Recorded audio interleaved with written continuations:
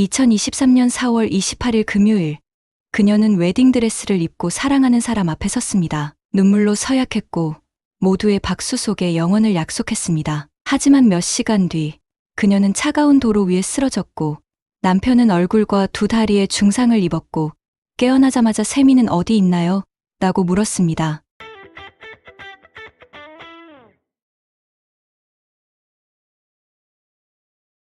이날의 주인공 중 한 사람인 에릭 허친스는 세 남매 중 막내로 화목한 가정에서 밝고 긍정적으로 자랐습니다. 대형 건설회사의 영업 담당자로 근무하며 잦은 출장을 다녔고 출장 중 머문 호텔 바에서 우연히 한 여성을 만나게 되었습니다. 그녀는 짙은 갈색 머리와 환한 미소를 지닌 사만다 밀러였습니다. 애칭은 세미였고 그녀의 존재는 에릭의 시선을 단숨에 사로잡았습니다. 세미는 고객 지원부서 관리자였고 공감 능력이 뛰어나 친구들로부터 햇살 같은 사람이라 불렸습니다.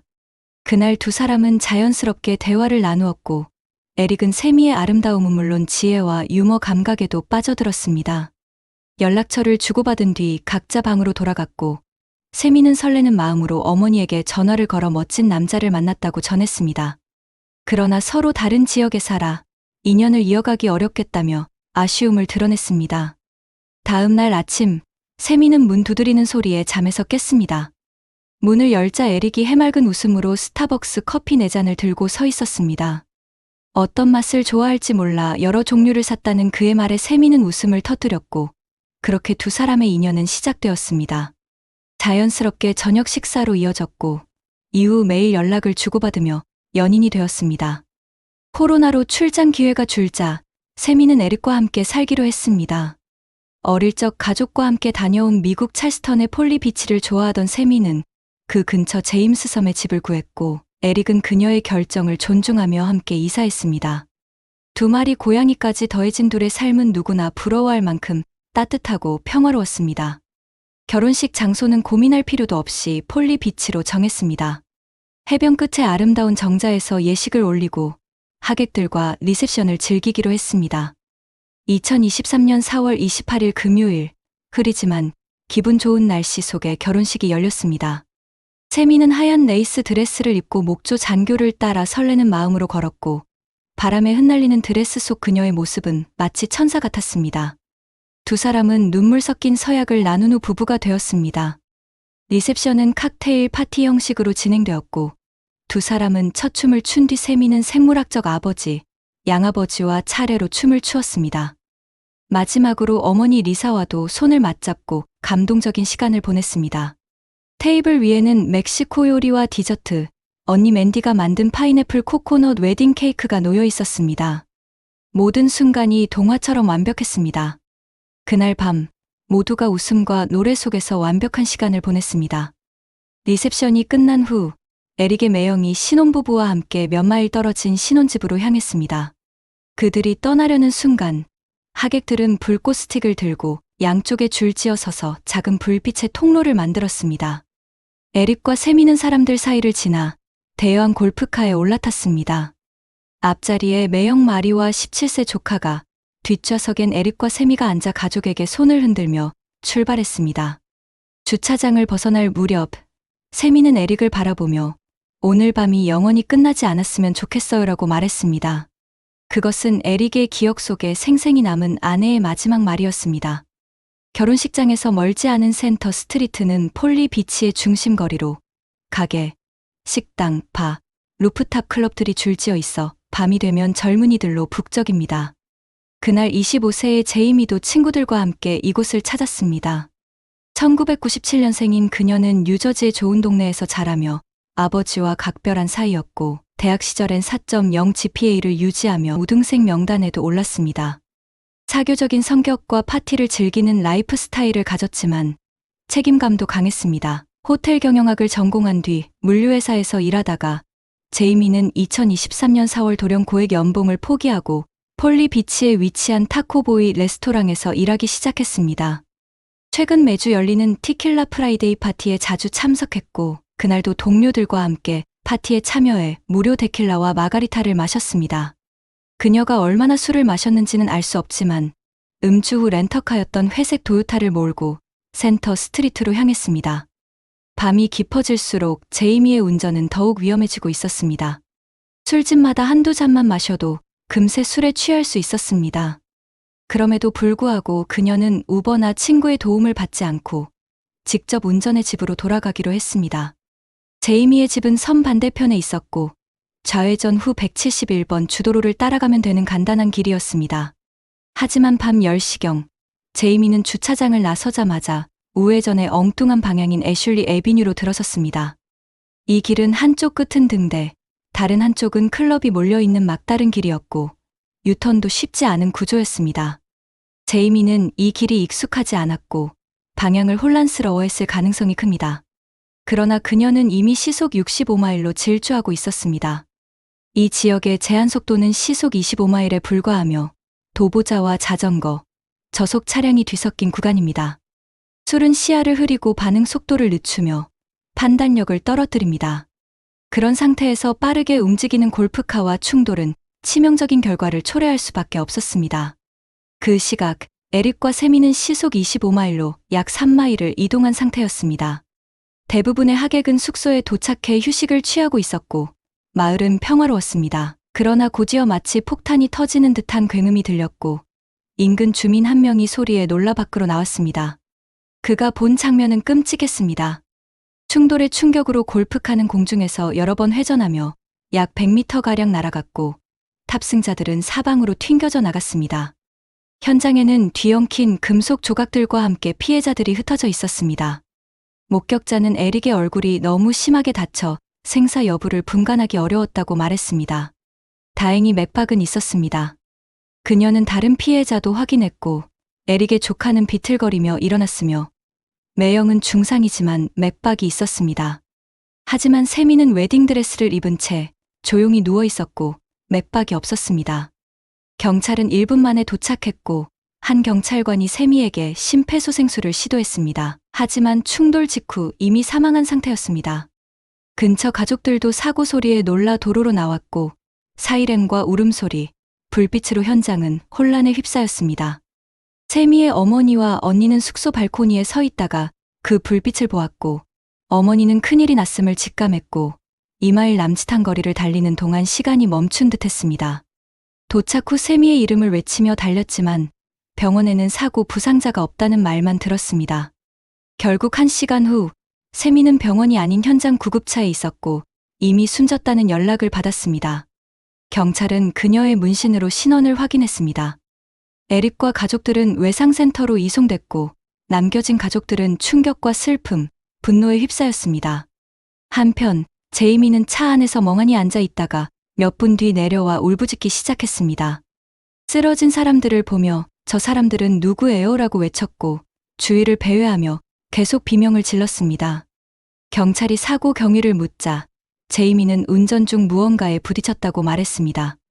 술을 마셨냐는 질문에 테킬라 한 잔과 혼합 음료 한 잔이라 답했고 취한 정도를 1부터 10까지로 표현해보라 하자 8 정도라 했습니다. 그녀는 경찰과 눈을 마주치지 않으려 고개를 숙였고 음주 측정과 호흡 측정을 모두 거부하며 변호사가 필요하다고 말했습니다. 경찰이 제이미에게 일어서라고 하자 그녀는 비틀거리며 거의 넘어진 상태였고 경찰이 재빨리 그녀의 팔을 붙잡아 넘어짐을 막았습니다. 지시 불이행으로 제이미는 체포됐고 안전을 위해 즉시 순찰차에 태워졌습니다. 여성 경찰관이 반대편으로 돌아가 그녀를 강제로 차에 태웠습니다. 경찰서에 도착한 후에도 제이미는 혈중 알코올 농도 측정을 거부했고 경찰은 판사를 불러 심야에 현장에서 혈액 채취 영장을 발부받았습니다. 사고 발생 몇 시간이 지난 뒤 진행된 검사에서도 그녀의 혈중 알코올 농도는 0.261로 법적 기준의 거의 3배였습니다. 제이미는 과실치사와 중상의 혐의로 기소되었고 자해 위험 판단으로 특별 감시를 받았습니다. 실제로 이송 중 죽고 싶다고 말한 것으로 전해졌습니다. 한편 병원에 실려간 에릭은 며칠간 혼수 상태에 있다가 깨어났고 첫 마디는 세미는 어디 있어요? 였습니다. 가족들은 눈물 속에 그의 질문에 대답해야 했습니다. 에릭은 두 다리 골절, 얼굴 몸 다수의 뼈 골절, 척추 손상과 뇌출혈까지 입었습니다. 의사는 수차례의 수술이 필요하다고 했지만 에릭에게 가장 큰 고통은 아내를 잃은 슬픔이었습니다. 매형은 중상을 입었고 조카는 경미한 부상이었습니다. 에릭의 어머니는 치료비와 세미의 장례비를 위해 모금 페이지를 개설했습니다. 에릭은 병원에서 몇 주를 보내고 퇴원했지만 앞으로도 수술과 재활이 계속될 예정입니다. 이후 제이미가 부모 및 남자친구와 나눈 교도소 통화 녹음이 공개되며 많은 이들에게 충격을 안겼습니다. 그녀는 자신의 잘못을 전혀 인식하지 못했고 왜 하필 나에게 이런 일이 생겨야 해? 라고 했습니다. 이에 아버지는 원래 나쁜 일은 종종 좋은 사람에게 생기는 거야. 이건 그냥 운명이야. 우리가 해결할 수 있어 라고 답했습니다. 사람들은 그가 딸의 잘못을 회피하게 만들었다며 비판했습니다. 제이미의 아버지는 변호사에 대한 의견을 물었고 제이미는 좋아요. 다들 훌륭해요. 우리 가족이 큰 돈을 들였겠죠? 라며 웃으며 답했습니다. 두 사람은 마피아 농담까지 주고받았고 이 녹음이 공개되자 많은 이들의 공분을 샀습니다. 또 다른 통화에서 제이미는 남자친구 아이번에게 교도소 음식이 얼마나 형편없는지 말하며 불평했고 아이번은 민망한 표정으로 대응했습니다. 일부는 그가 제이미의 행동에 부끄러움을 느낀다고 보았으며 둘의 대화는 사건의 심각성과는 동떨어져 보였습니다. 더 큰 논란은 제이미가 찰스턴 카운티 보안관 크리스틴 그라치아노가 직접 자신을 찾아와 도와주겠다고 말했다는 발언이었습니다. 팬데믹 이후 재소자 면회가 금지된 상황에서 보안관은 제이미 부모에게 특별 면회를 허용했습니다. 이 사실이 알려지자 제이미가 특혜를 받고 있다는 비판이 제기됐고 여론은 들끓기 시작했습니다. 교도소 통화는 정보자유법에 따라 언론이 요청하면 누구나 열람할 수 있습니다. 한 방송사가 최초로 녹음을 요청해 보도했고 이후 9개 언론사가 관련 자료를 확보했습니다. 그중 한 방송은 보안관을 상대로 정보공개법 위반 소송을 제기했고 법원은 그녀에게 33,000달러의 소송 비용 배상을 명령했습니다. 하지만 벌금만으로는 분노를 잠재울 수 없었습니다. 33년 경력의 크리스틴 보안관에 대해 해임 요구가 확산되었고 시민들은 온라인 청원을 통해 그녀의 사임을 촉구하였습니다. 이번 사건은 법 위에서 벗어난 듯한 특혜와 공정성에 대한 대중의 민감한 감정을 폭발시킨 계기가 되었습니다. 일각에서는 크리스틴 보안관이 제이미의 변호사 중 한 명과 친분이 있다는 의혹을 제기했지만 그녀는 이를 전면 부인하며 자신이 자주 구금 시설을 방문하는 것은 업무의 일환이라고 해명했습니다. 제이미의 변호인은 전 연방검사 네이선 윌리엄스로 전직 뉴저지 검사 크리스토퍼와 함께 사건을 맡았습니다. 두 사람 모두 고의 사건을 다룬 경험이 많아 주목받는 인물입니다. 보석 신문에서 제이미 측은 도주 우려가 없고 지역사회에 위협을 주지 않으며 약물 및 알코올 의존 치료가 필요하다고 주장했습니다. 가족들 또한 회복 과정을 함께하겠다고 밝혔습니다. 그러나 세미와 에릭의 가족은 제이미가 음주운전이 어떤 결과를 초래할지 알면서도 음주운전을 했으며 이는 명백히 위험한 선택이었다고 말했습니다. 세미의 언니는 그날 밤 사이렌이 울릴 때 동생의 이름을 부르며 달리던 기억이 지금도 생생하다고 말했고 판사는 제이미의 눈물에도 불구하고 보석을 불허했습니다. 다만 2024년 3월까지 재판이 시작되지 않으면 보석이 허용될 수 있으며 그 경우 보석금은 15만 달러, 음주 감지 장비 착용이 조건입니다. 에릭은 여전히 큰 슬픔에 잠겨 있습니다. 그날 밤 세미가 오늘 밤이 영원히 끝나지 않았으면 좋겠어요라고 말하던 순간입니다. 세미의 어머니는 딸의 이름을 사만다 밀러로 불러달라고 요청했습니다. 결혼 당일 사망했기에 허친슨 대신 본래 성을 써달라는 뜻이었습니다.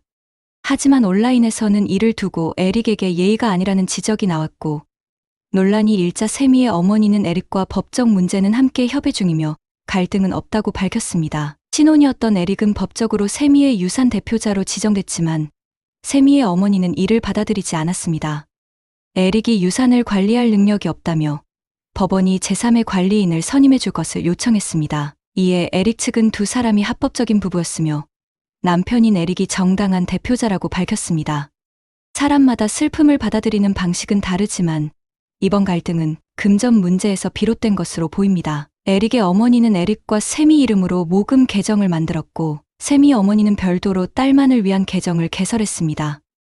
에릭은 세미를 위해 제이미 외에도 술을 제공한 바와 식당, 바텐더를 상대로 민사소송을 제기했습니다. 제이미가 만취 상태였음에도 이들이 술을 제공한 것은 명백한 과실이라는 주장입니다. 제이미의 직장 타코보이도 포함됐으며 회사가 과음을 유도했다고 주장했으나 회사 측은 이를 부인했습니다. 사우스캐롤라이나에는 주류 판매 책임법이 있어 취한 사람에게 술을 판 업장도 책임을 질 수 있습니다. 유죄가 확정되면 업장은 벌금, 면허 정지, 폐업 처분을 받을 수 있습니다. 유죄가 확정되었으며 허친스는 제이미의 보험회사와 차량을 렌트해준 회사, 그에게 술을 판매한 술집 세 곳으로부터 총 86만 3천 달러의 법적 합의금을 받았습니다. 2024년 12월 제이미는 중범죄 음주운전 치사 및 과실치사 등의 혐의를 인정하고 엄청난 충격과 깊은 부끄러움, 미안함을 느낀다며 이 끔찍한 비극을 되돌릴 수 있다면 좋겠지만 그럴 수 없다. 평생을 강렬한 후회 속에 살 것이라고 말했습니다. 그러면서 남은 인생을 알코올 중독자를 돕고 음주운전의 위험을 경고하는 데 바칠 것을 약속한다고 했습니다. 법원은 그녀에게 25년의 징역형을 선고했습니다. 음주운전은 실수가 아닌 범죄입니다. 잠깐이니까 괜찮겠지라는 생각이 누군가의 평생을 앗아갈 수 있습니다. 오늘의 이야기는 여기까지입니다. 관심 주셔서 감사합니다. 구독, 좋아요, 알림 설정 부탁드립니다. 다음 시간에 뵙겠습니다.